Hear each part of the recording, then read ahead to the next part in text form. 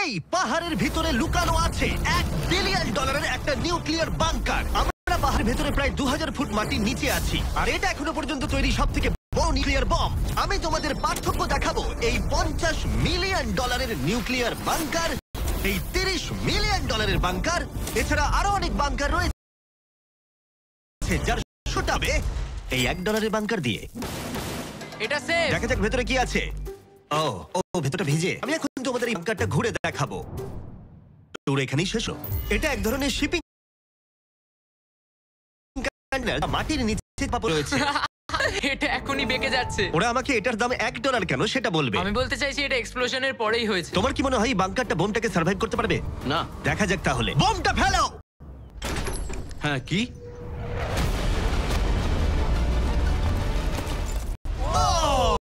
বাংকারটা পুরো ধ্বংস হয়ে গেল। পরেরটা গিয়ে দেখা যাক। পরেরটা হলো $1 মিলিয়ন বাংকার, যেটা বানানো হয়েছে মিসাইল শুট করবার জন্য এবং মাটির নিচে নিউক্লিয়ার মহাবিপর্যয়ের হাত থেকে বাঁচার জন্য। কিন্তু ভেতরে কি করে যাওয়া যাবে?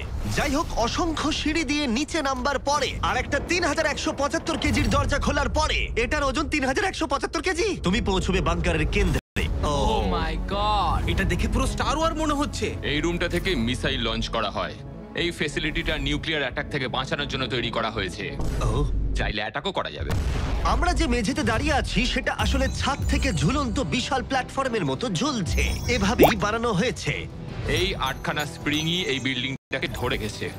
এটা বিশ্বাস করা কঠিন যে 50 বছর আগে আসলে এটা একটা মিসাইল কমান্ড সেন্টার ছিল, কিন্তু এখন এই মানুষটা এটাকে একটা লুকোনো সুরক্ষিত বাংকারে পরিণত করেছে, যা যে কোনো মহাবিপদ হতে পারে। সরকার তোমাকে এটা করতে দিল কি করে?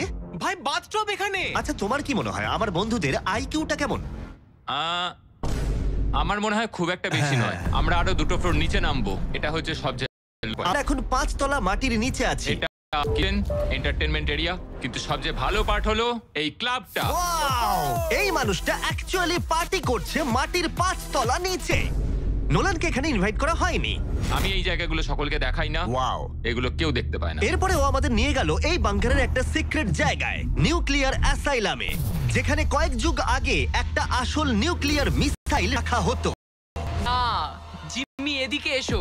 ও দাঁড়াও, এটা কি? ওইখানে যাওয়াটা সেফ হবে? না। দাঁড়াও কার্ল, ও কিন্তু বললো এটা সেফ নয়। লাইটগুলো নিভিয়ে দিলে কেমন লাগবে? আমি জানি না ঠিক। ও ভাই, আমার সত্যি ভয় লাগছে। আরে আমি তো কিছুই দেখতে পাচ্ছি না। আশ্চর্যের ক্রমশ এগুলো আরো বড় হবে এবং আরো বেশি দামি হয়ে উঠবে। কিন্তু যদি তোমরা কেউ এটাকে বানাতে চাও, তাহলে এটা অনেকটা এরকম দেখতে লাগবে। ওদের বাইরে নিচে সিক্রেটলি লুকানো, যার দাম হলো $3 মিলিয়ন। চলো আমাকে ফলো করো সবাই। আমি কিন্তু বাংকারের ভেতরে যাচ্ছি। ভাই, এটা কিন্তু সত্যি অসাধারণ। ওয়াও, এটা তো দারুণ। নিরাপত্তার জন্য তোমার উপরে প্রায় 1 মিটার কংক্রিট তৈরি করা হয়েছে। এই সেফ হাউস ছাড়াও আমার একটা মিউজিয়াম আছে, যার মাধ্যমে আমি ইউটিউবে ক্রিয়েশন করে থাকি। যদি তোমাদের মনে হয় এই বাংকারের দাম কেন $3 মিলিয়ন, তাহলে বলি সেটা হলো এই ইউটিউবারের অদ্ভুত এবং বিপজ্জনক অস্ত্রের সংগ্রহের জন্য। এটা এক ব্যাকপ্যাক ফ্লেম। এই লোকটাকে দেখতে অনেকটা আসল টনি স্টার্কের মতো। এর কবজিতে লাগানো রকেট লঞ্চারটা দেখো। এটা দিয়ে ছুরি বেরোয় এবং এটার মধ্যে ট্রেজার আছে। আর চেন সহ একটা মেশিন গান। ও মাই গড, এটা দারুণ। বাংকারের যেন কোনো ক্ষতি না হয়। ও আগুনের কথা আগেই বলেছে। ও ভাই, ও গড, দাঁড়াও, আমরা কিন্তু বাংকারের ভেতর আছি। তুমি এদিকে এসো। ঠিক আছে, এবার দেখো। ও মাই গড, আমি কিন্তু জানি এটা কতটা সেফ। তুই তো ভাই বাংকারটাকে পুড়িয়ে ফেলবে। তুমি কি চেষ্টা করবে? হ্যাঁ। ও মাই গড, এটা অসাধারণ। এই মানুষটা সত্যিই দারুণ। এই বাংকারে ডাকাতি করার মতো কিছুই নেই।